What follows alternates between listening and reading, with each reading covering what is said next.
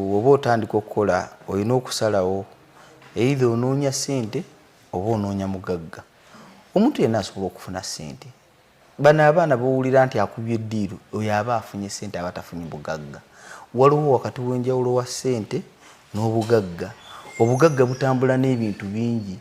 Obugagga butambula n'okufumiitiriza, obugagga butambula n'obukkakkamu, obugagga butambula n'empisa, obugagga butambula n'obwetuwaze.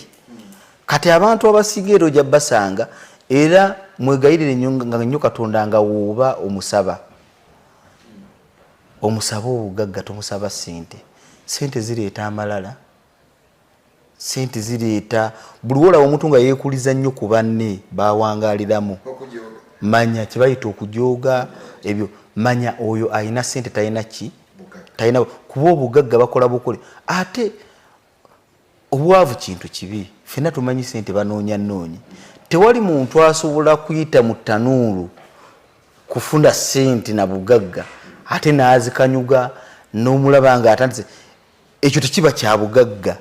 Ekyo kikolwa kya muntu just ayina ssente. Kyova olaba ebiseera ebisinga ssente ziggwawo naye obugagga tebuggwawo. Nze obugagga bwange nga hamu temulimu nakivuba ono gwe nnyina nti amaka g'ensulamu nti oba zamutawaaza. Ebyo bisobola okukeera ku makya ne biggwawo nga olaba Katonda watugezezza n'obulwadde bwaki bwa coronavirus. Newe embeera nnyina embeera gye nnyina ey'okufumiitiriza ku buli kyenkola n'engeri gye neetwala mba nsobola okuddamu n'ennoonya ebyo. Gwe singa bakwata ebintu byange bye nnyina ne babikuwa ssaawa eno ofuuka mugagga.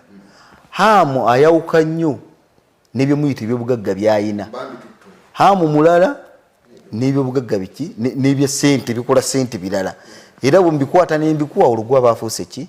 Naleka kula ekirala era bwe bikwata n'obimpa. Era mpola mpola nzirayo ku ze wansanze nazo. Nanti kibayita ssente ziggwawo. Kyova olaba nze nnoonya bugagga nze sinoonya ssente.